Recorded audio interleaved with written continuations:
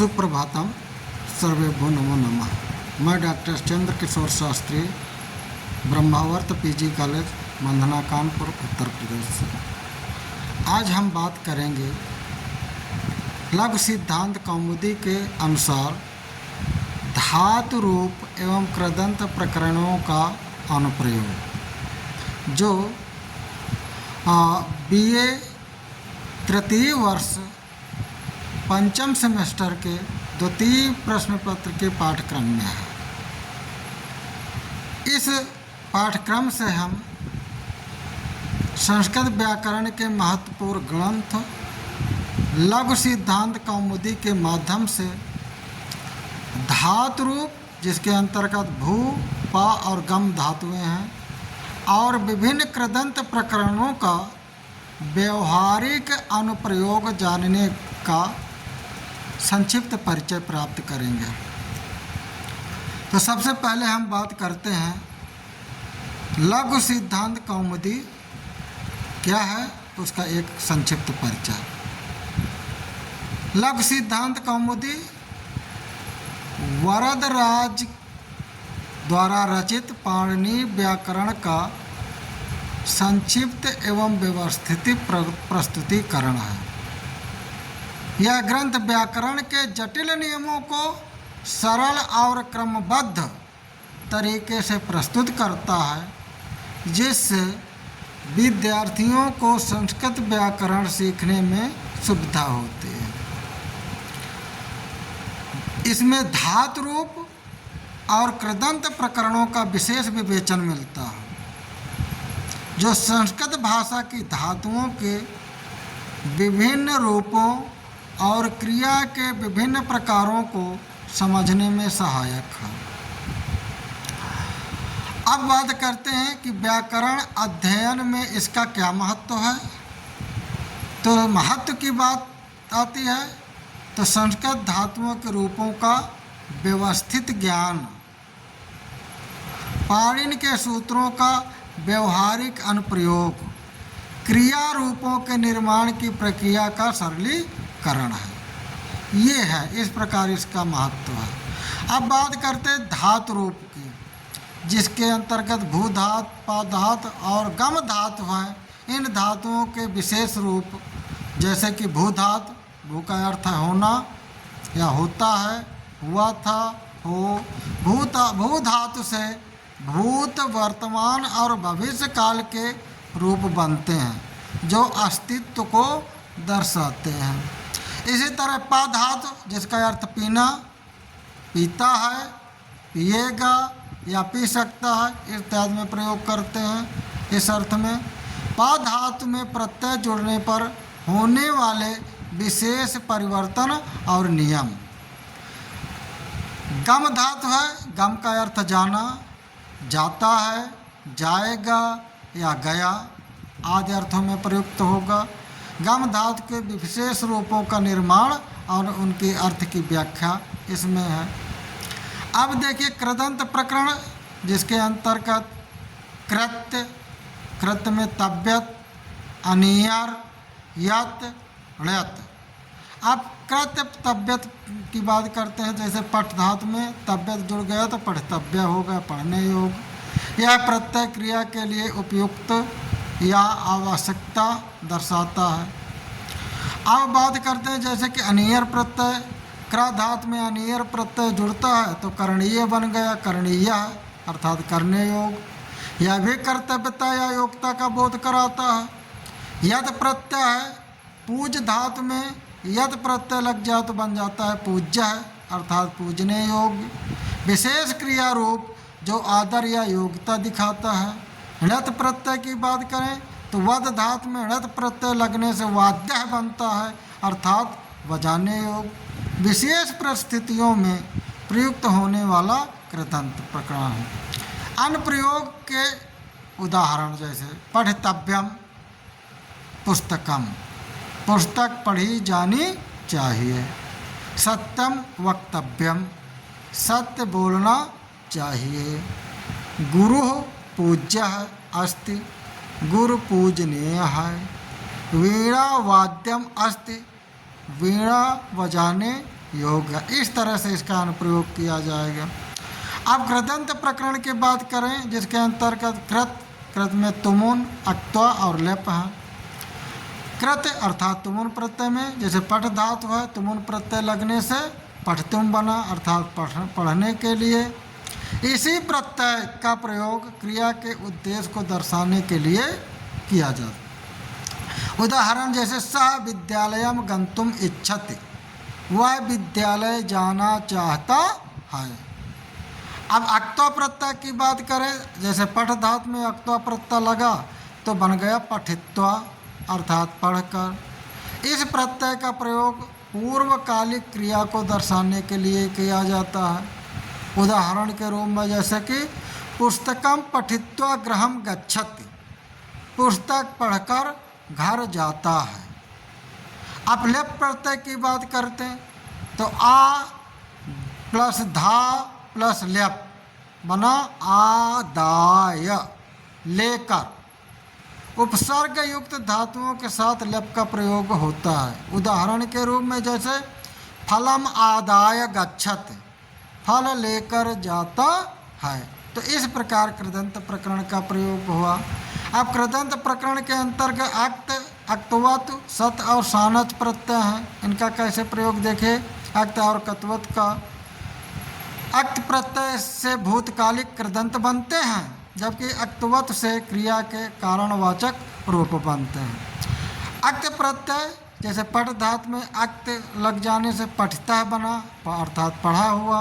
उदाहरण के रूप में माया पठिता श्लोकः, मेरे द्वारा पढ़ा हुआ श्लोक। और अक्तवत प्रत्यय में पठ धातु में अक्तवत लगा तो पठितवान बन गया, जिसका अर्थ हुआ पढ़ा है जिसने।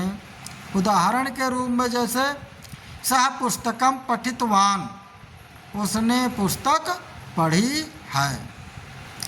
इसी प्रकार सत और सानच प्रत्यय का प्रयोग कैसे होता है। देखें, सत परस्मय पदी धातुओं के साथ और सानच आत्मने पदी धातुओं के साथ प्रयुक्त होते हैं।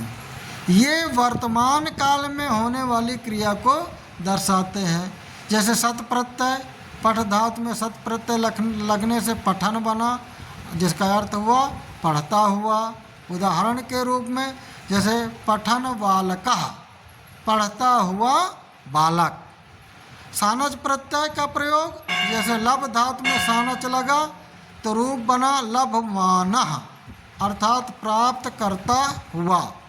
उदाहरण के रूप में जैसे फलम लभमानः वानरः, फल प्राप्त करता हुआ बंदर। इस प्रकार प्रयोग होते हैं। अब कृदंत प्रकरण की बात करें, जिसमें ऋण है, टच है, ऋण प्रत्यय है। तो ऋण प्रत्यय का प्रयोग कैसे होता है। जैसे नत धातु में ऋण प्रत्यय लग करके नर्तक बना, नर्तक है नाचने वाला।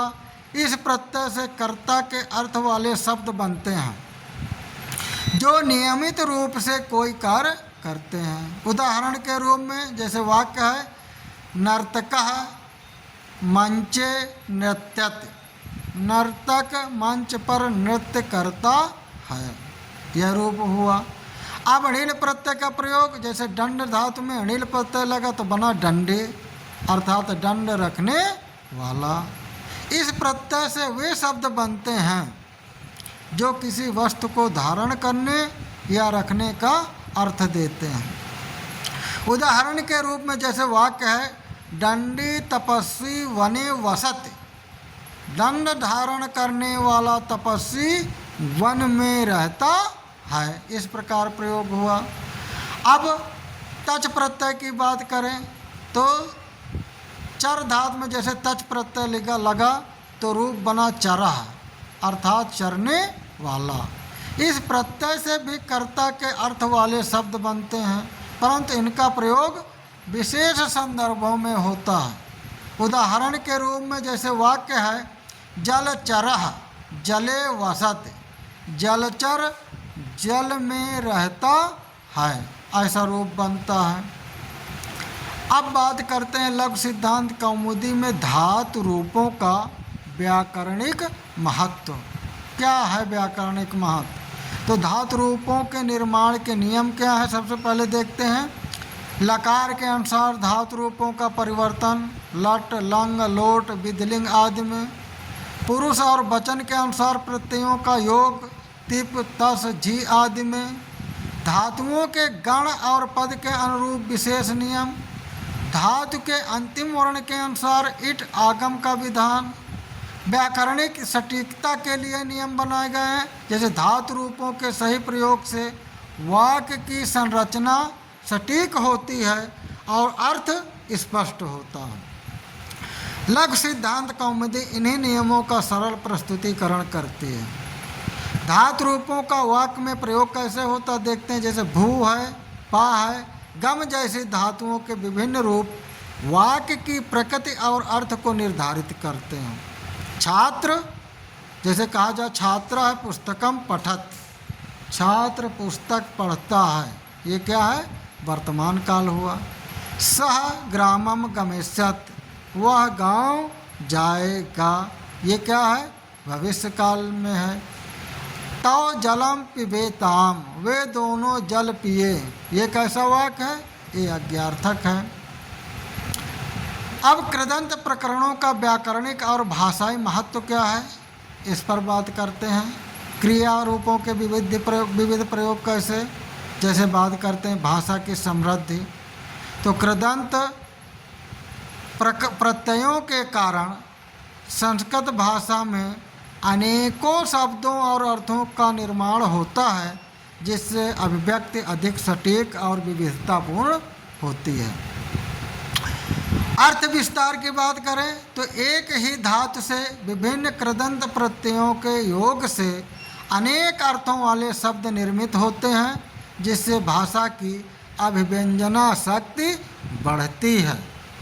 व्याकरणिक संरचना की बात करें तो कृदंत शब्दों का प्रयोग वाक्यों की संरचना को अधिक समृद्ध और सुव्यवस्थित बनाता है, जिससे भाषा की प्रवाहमयता बढ़ती है।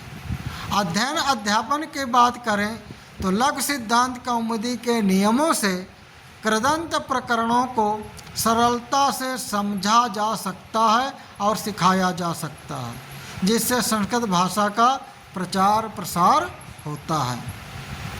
अब निष्कर्ष की बात करें तो लघु सिद्धांत कौमुदी के धातु रूप एवं कृदंत प्रकरणों का समग्र महत्व है। अब जैसे कि पाणिनि व्याकरण की गहन समझ, कह सकते हैं कि लघु सिद्धांत कौमुदी के माध्यम से पाणिनि के जटिल सूत्रों को व्यवस्थित और सरल रूप में समझा जा सकता है। विशेषकर धातु रूप, जिसमें भू, पा और गम और कृदंत प्रकरणों के संदर्भ में समझा जा सकता है। संस्कृत भाषा के शुद्ध प्रयोगों में सहायता मिलती है। कैसे, धातु रूप और कृदंत प्रकरणों के सही ज्ञान से संस्कृत भाषा का शुद्ध और प्रभावी प्रयोग संभव होता है, जिससे भाषा की गरिमा और स्पष्टता बनी रहती है। अध्ययन एवं अभ्यास के लिए प्रेरणा प्राप्त होती है। कैसे, लघु सिद्धांत कौमुदी का अध्ययन न केवल व्याकरण के नियमों की जानकारी देता है, बल्कि संस्कृत भाषा के प्रति रुचि और प्रेम भी जगाता है, जिससे भाषा के अध्ययन और अभ्यास के लिए प्रेरणा मिलती है। धातु रूप और कृदंत प्रकरणों का ज्ञान प्राचीन संस्कृत साहित्य को समझने और नवीन संरचनाओं के निर्माण में महत्वपूर्ण भूमिका निभाता है। आपके बहुमूल्य समय और ध्यान के लिए हार्दिक आभार, धन्यवाद, साधुवाद।